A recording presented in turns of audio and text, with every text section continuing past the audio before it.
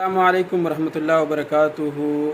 د واده د پاره درته ډیره یو اهمه وظیفه خیمه د کومو خلکو چې په ودونو کې څه رکاوټ وي، څه مشکل وي پکې، او هغې چې کوم دی نو هر څه تیارې شوي یا بالکل هیڅ هم نه او د هغې چې کوم دی نو اراده وي، خو د هغې باوجود په هغې کې څه رکاوټ جوړ شوي، نو دا وظیفه خامخا وکئ او ضرور یې واورئ. انشاءالله الله جل جلاله به د دې وظیفې په برکت باندې تاسو ته د واده هغه لارې کولاوي. راځئ دا وظیفه را سره واورئ، بیا در سره خبرې کوم.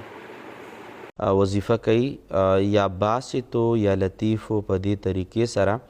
چې 11 د تور مرچو دانې راواخلي، 11 دانې، او په هره دانه باندې به 100 مرتبه یا باسطو یا لطیفو ووایي، یا باسطو یا لطیفو یا باسطو یا لطیفو 100 مرتبه په یو دانه باندې، 100 مرتبه بله دانه، 100 مرتبه بله، په یو ټیم باندې 11 واړه دانې د تورو مرچو په 100 بار باندې دم کی او دغه ځان باندې چوف هم کی، دعا دم وکي، او په دغې دانو باندې د تورو مرچو دانو باندې د هم چوف کی، او دا تورې دانې د مرچو والا به اوس وځئ. او دا عمل چې دا د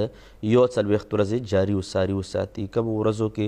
زنانه مونځ نه کوي، پیریډز وي، ماهواري وي، نو په هغې ورځو کې هم دا عمل جاري ساتي. یا باسطو یا لطیفو 100 مرتبه په یو تور مرچو دانو باندې په یو ټیم باندې به 11 دانې دموي، په ځان باندې مم چوف کوي، دعا به هم کوي، او دا دانې د تورو مرچو به سوځي، او دا عمل